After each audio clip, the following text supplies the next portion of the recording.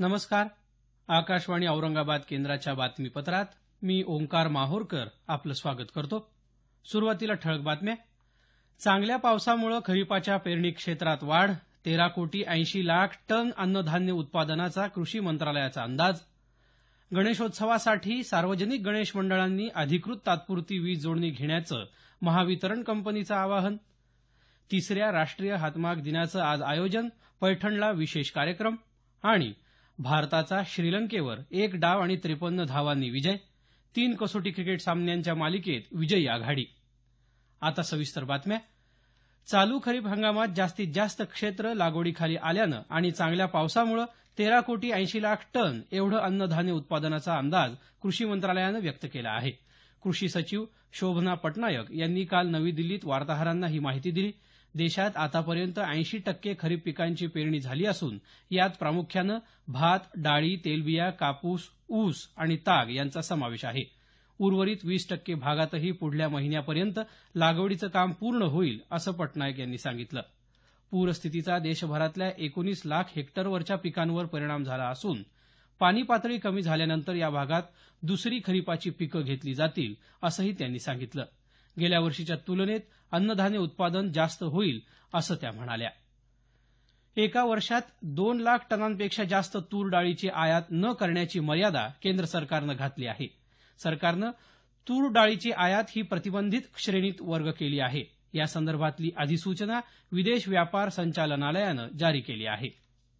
केंद्र सरकारच्या निवृत्त झालेल्या कर्मचाऱ्यांना आता निवृत्तीवेतन सुरू करण्यासाठी बँकेमध्ये वारंवार चकरा मारण्याची आवश्यकता भासणार नाही.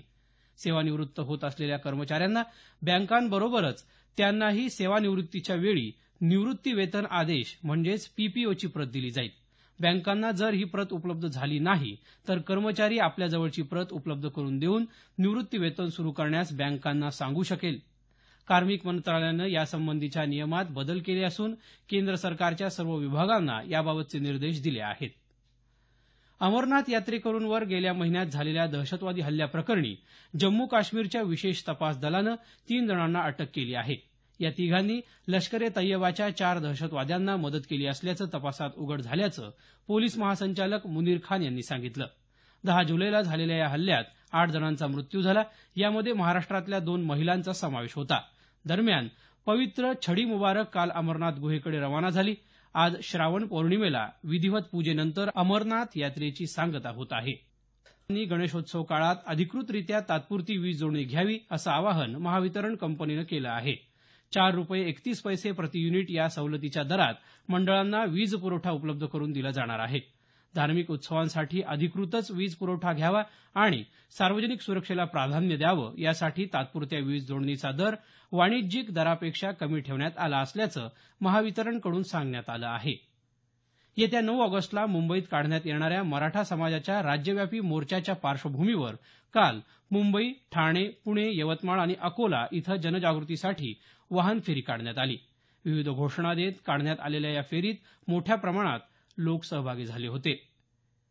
तिसरा राष्ट्रीय हातमाग दिन आज देशभरात साजरा केला जात आहे. 7 ऑगस्ट या दिवसाला भारतीय इतिहासात वेगळं महत्त्व असून 1905 मध्ये याच दिवशी महात्मा गांधी यांनी स्वदेशी चळवळीला प्रारंभ केला होता.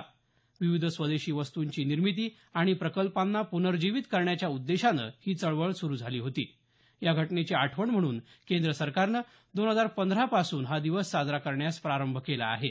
देशातला मुख्य समारंभ गुवाहाटी इथं होत आहे. औरंगाबाद जिल्ह्यातल्या पैठण इथंही राष्ट्रीय हातमाग दिनानिमित्त विशेष कार्यक्रमाचं आयोजन करण्यात आलं आहे.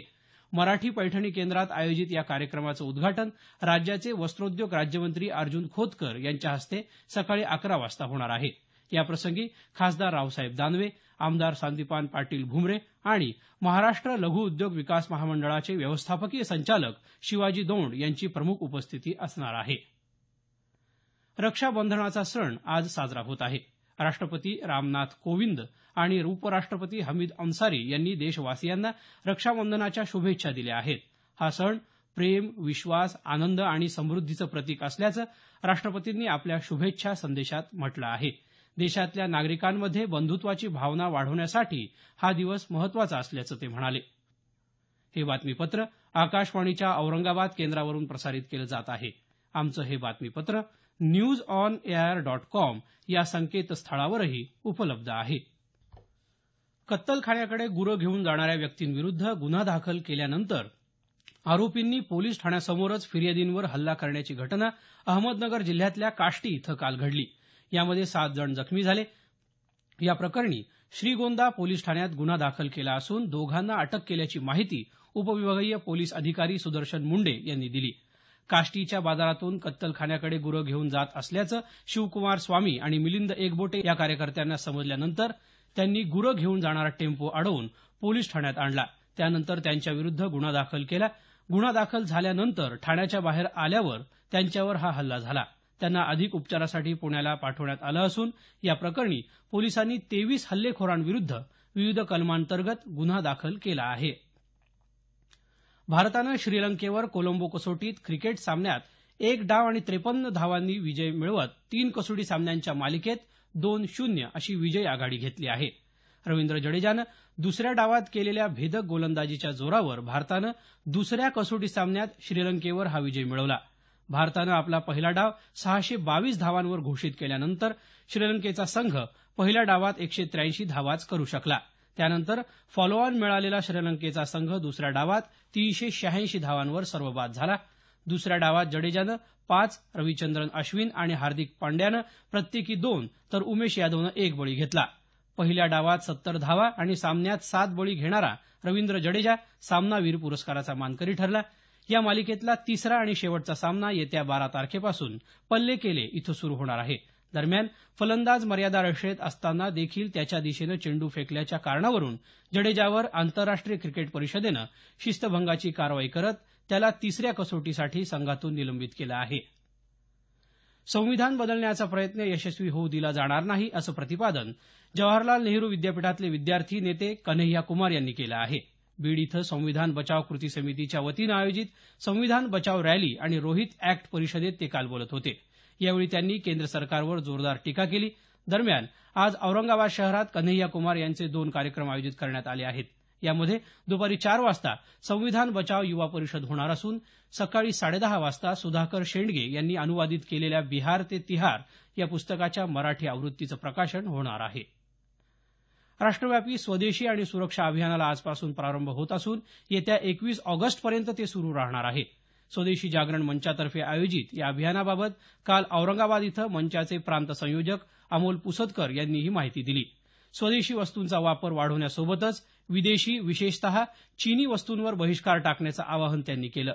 अभियानाद्वारे विविध कार्यालयं, शैक्षणिक संस्था यामध्ये स्वदेशी वापराबाबत जनजागृती केली जाईल असं ते म्हणाले. उस्मानाबाद जिल्ह्यातला तेरणा शेतकरी सहकारी साखर कारखाना अवसायनात काढण्यात आला आहे.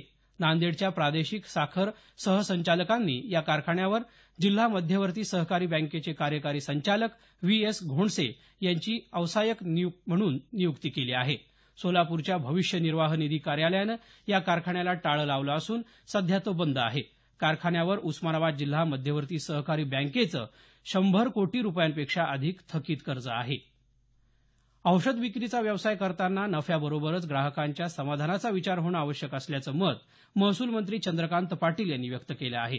ते काल सांगली जिल्ह्यातल्या विटा इथं औषध विक्रेता संघटनेच्या राज्यस्तरीय परिषदेच्या उद्घाटन प्रसंगी बोलत होते. प्रश्न मार्गी लावण्यासाठी कटिबद्ध असल्याची ग्वाही त्यांनी यावेळी दिली.